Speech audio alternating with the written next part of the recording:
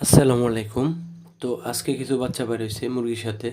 তো এই বাচ্চাগুলো আমি মুরগি দিয়ে ব্রুডিং করব বা পালন করব। তো মুরগি দিয়ে ব্রুডিং করলে কি ওষুধ ভ্যাকসিন লাগে এই বিষয়টা আমি আজকে শেয়ার করব। আপনারা যদি সেম এইভাবে ব্রুডিং করে সেক্ষেত্রে আপনাদের বাচ্চাগুলো মুরগি দিয়ে পালন করলে সুস্থ থাকবে। তো প্রথম অবস্থায় যে কাজটা করতে হবে, প্রথম হচ্ছে ফার্স্ট টাইম মুরগিকে মুরগির সাথে বাচ্চাগুলা আনার পর নির্ধারিত একটা জায়গা আপনাদের সেটিং করতে হবে। সেক্ষেত্রে আমার যেহেতু আলাদা একটা ঘর আছে, আমি ঘরে পালন করব। আপনারা চাইলে পাখির খাঁচা বা মুরগির খাঁচার মধ্যেও রাখতে পারবেন। ফার্স্ট টাইম হচ্ছে গ্লুকোজ জাতীয় যে কোনো একটা দিতে হবে। আপনারা চাইলে লাইসোবিটাও দিতে পারেন বা মানুষের যে গ্লুকোজ এটাও দিতে পারেন। তো এটা দেওয়ার পর ফার্স্ট টাইম 6 ঘন্টা, শুধুমাত্র 6 ঘন্টা খাওয়াবো। তো 6 ঘন্টা খাওয়ানোর পর আমি দেব হচ্ছে এই যে ভিডিওতে দেখতেছেন, একটা হচ্ছে রেনামক্স আর একটা হচ্ছে এন্ডোসিন। এই রেনামক্স আর এন্ডোসিন দিব হচ্ছে গ্লুকোজ মিশানো পানিটা খাওয়ানোর 6 ঘন্টা পর থেকে একটানা 7 দিন আমি খাওয়াবো।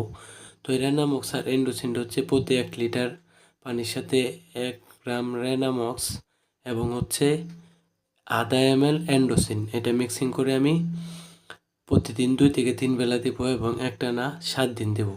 তারপর মেন হচ্ছে খাবারের বিষয়টা। খাবারটা হচ্ছে বাচ্চাগুলা যেহেতু ছোটোবেলা নরম থাকে বাচ্চাগুলা, সেক্ষেত্রে চালের খুদ বা অন্য কিছু দেওয়া যাবে না, শুধু একমাত্র ফিড দিতে হইবে। এই জন্য আপনারা ভালো মানের ফিড দিবেন, গুঁড়া ফিড। আমি ব্রয়লার ফিডটা ইউজ করতেছি, ব্রয়লার ফিডটা খাওয়াবো বা ব্রয়লার ফিডটা দিছি।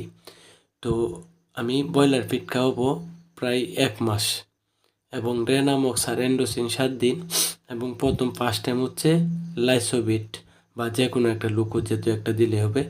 তারপর ভ্যাকসিনের বিষয় যদি বলি, ভ্যাকসিন হচ্ছে আপনার, আমি অন্য কোনো ভ্যাকসিন দিই না, আমি শুধু আপনার যে রানীক্ষেতের যে ভ্যাকসিনটা বিসিআর ডিবি ভ্যাকসিন বলে চোখের মধ্যে দেয়, এটা আমি ব্যবহার করি।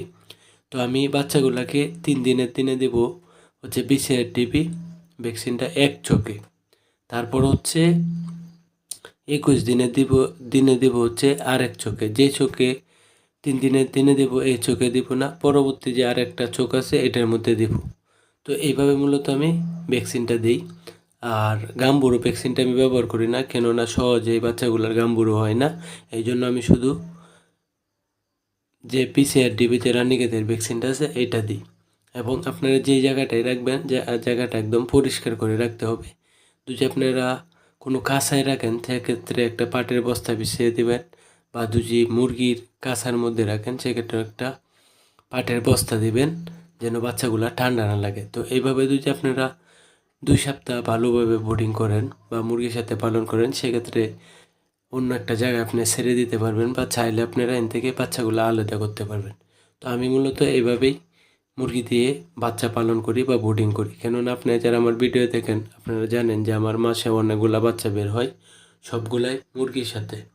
তো এইভাবে আপনারা চাইলে ব্রুডিং করতে পারেন। আর ভিডিও সর্বশেষে আমি একটা কথা বলে থাকি, আমি ভিডিওতে সঠিকভাবে কথা বলতে পারি না। এছাড়া যদি আপনাদের একান্ত কোনো প্রশ্ন থাকে সেক্ষেত্রে আপনারা ভিডিওতে নাম্বার দেওয়া আছে, আপনারা আমাকে কল দিতে পারেন। আমি যতটুকু মুরগি পালতে গিয়ে অভিজ্ঞতা আছে সম্পূর্ণটা ইনশাল্লাহ আপনাদের মাঝে শেয়ার করার চেষ্টা করব।